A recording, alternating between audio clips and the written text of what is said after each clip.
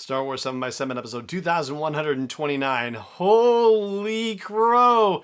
Oh, my Force Ghost, what just happened? This is the Clone Wars briefing for Shattered. It's episode 11 from season 7 of the Clone Wars, the penultimate episode of the series. Punch it!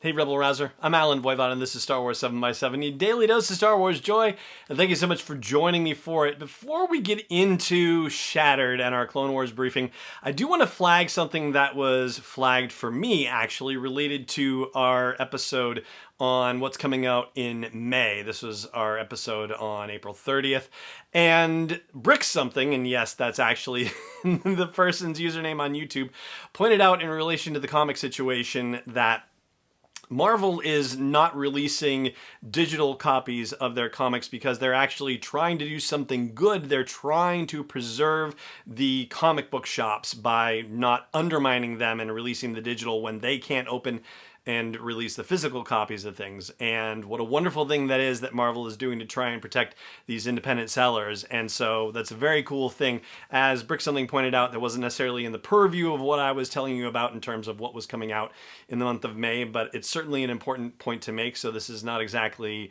the Department of Corrections. Maybe it's the Department of Elaborations, if you will, but I just wanted to add that to the discussion and thank Brick Something for pointing that out. Now, let's talk about Shattered, shall we? Here's the thing. It's a known fact prior to going into this episode that both Ahsoka and Rex would survive the events of Order 66, okay? So there's no suspense in that regard, but the issue is how exactly are they going to survive it, and how is the Clone Wars team going to tell this story in a compelling fashion? And boy, oh boy, have they done it with Shattered. They really have, even though it's still not the whole story yet because we've been left on quite the cliffhanger. But I'm getting ahead of myself, so let's dial it back to the beginning with the end of the Siege of Mandalore and the capture of Maul, which very much impresses Bo-Katan, who says, hey, yeah, you succeeded where a lot of others previously failed, and Ahsoka is very humble about it and even gives credit to Bo-Katan for things that she learned that helped her capture Maul. They have a brief discussion where Bo-Katan says, I wish I was good at anything else other than war, which is going to get echoed a little bit later on in the show.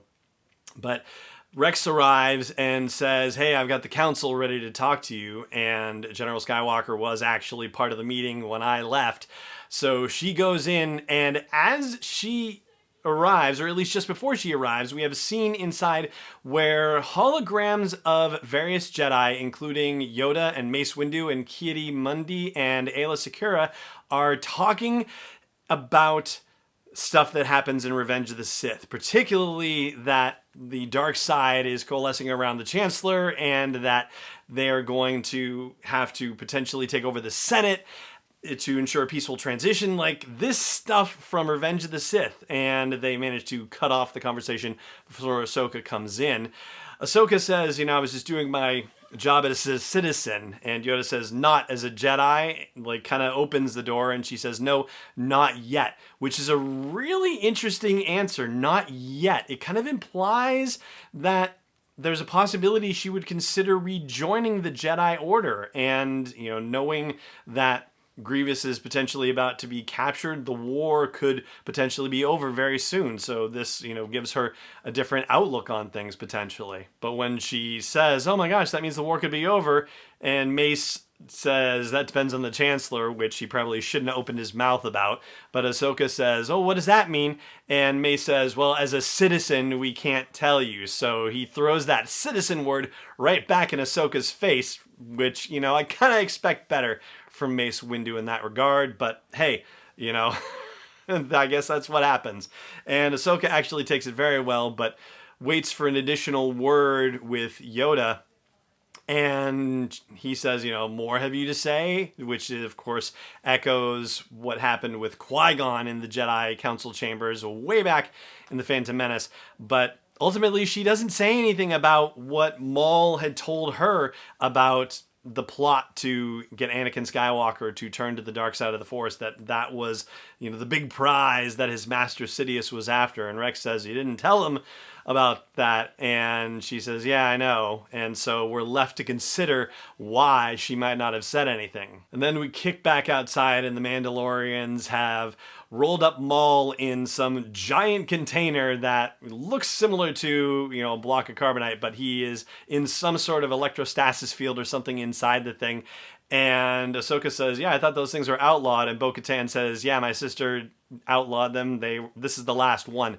Right there, it kind of gives you that foreshadowing of, if this is the last one, then it's really trouble if Maul gets out of it, because then there's no stopping him potentially. There's no recapturing him or holding him, I guess is what I'm trying to say. But things go uneventfully for the time being as Maul is brought back to the command ship and his prisoner pod is secured, and Ahsoka and Rex go on to the bridge and they go off into light speed.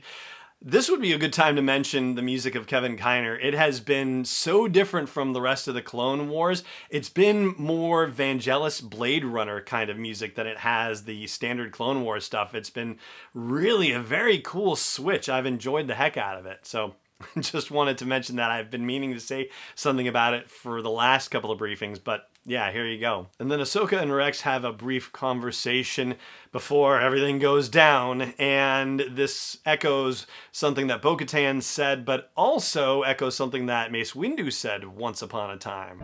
Something on your mind? As a Jedi, we were trained to be keepers of the peace, not soldiers. But all I've been since I was a Padawan is a soldier. I've known no other way.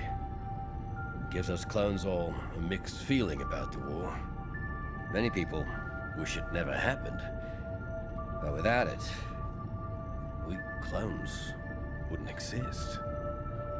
Well, then perhaps some good has come from all of it. The Republic couldn't have asked for better soldiers, nor I a better friend.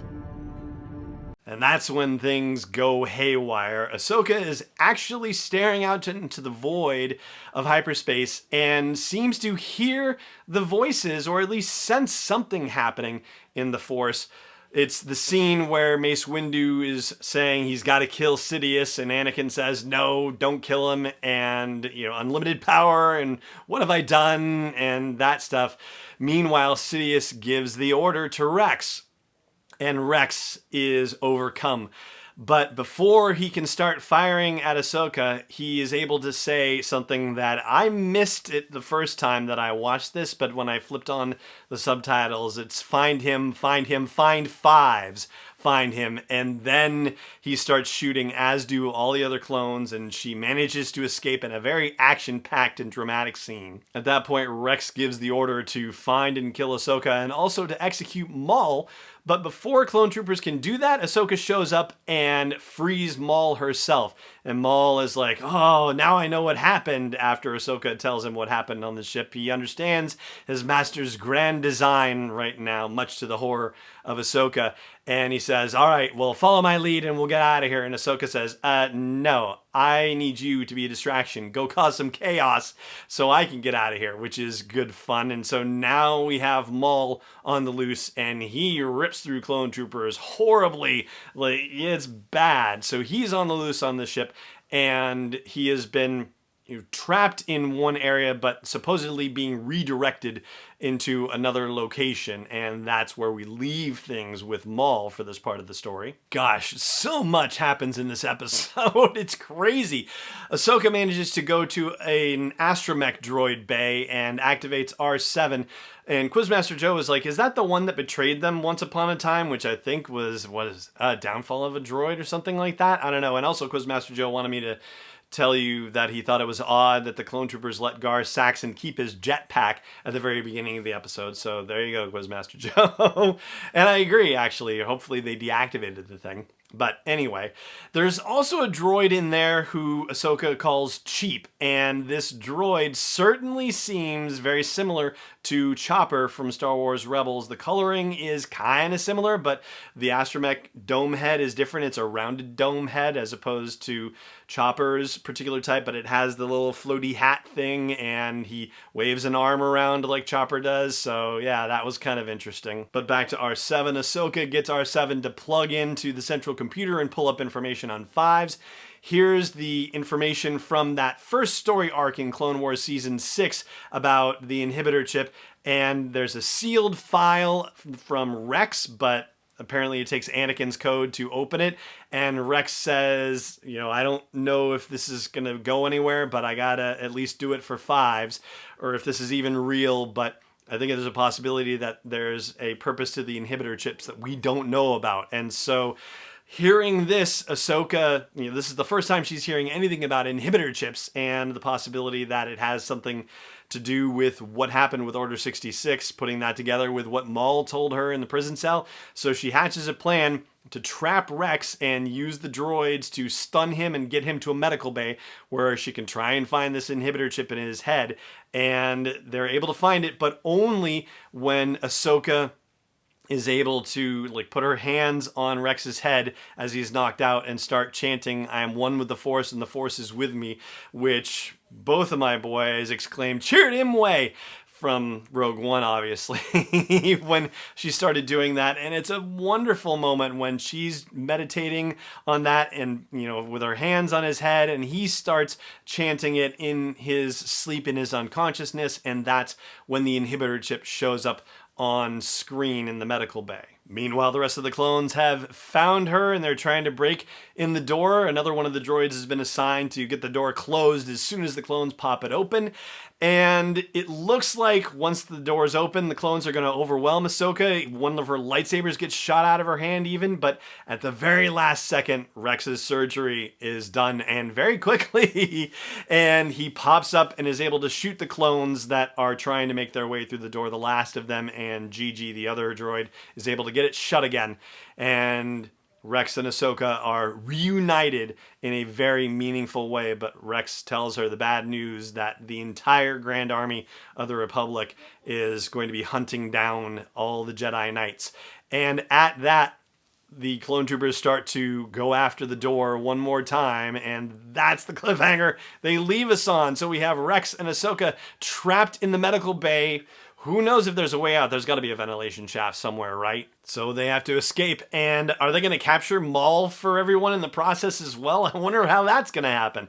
Well, the good news is that you don't have to wait for another week to find out what's going to happen in the finale of the Clone Wars. Instead of being on May 8th, which would be this coming Friday, it's actually going to be on May the 4th. So as a final May the 4th be with you celebratory gesture for the Clone Wars, it is getting its send-off on that critical day. And that is going to do it for the briefing on the action and event-packed episode Shattered from the Clone Wars Season 7, Episode 11, third of the final 4-part story arc, and that is going to do it for this episode of the show as well. Thank you so much for joining me for it, as always, and may the curve be flattening for you wherever in the world you may be. This podcast is not endorsed or sponsored yet by Lucasfilm Limited, Disney, or 20th Century Fox. It is intended for entertainment and information purposes only. Star Wars, the Star Wars logo, all names and pictures of Star Wars characters, vehicles, and any other related Star Wars items are registered trademarks and/or copyrights of Lucasfilm Limited or their respective trademark and copyright holders. May the Force be with them. All original content is copyright 2019 by Star Wars 7x7. We hope you love it.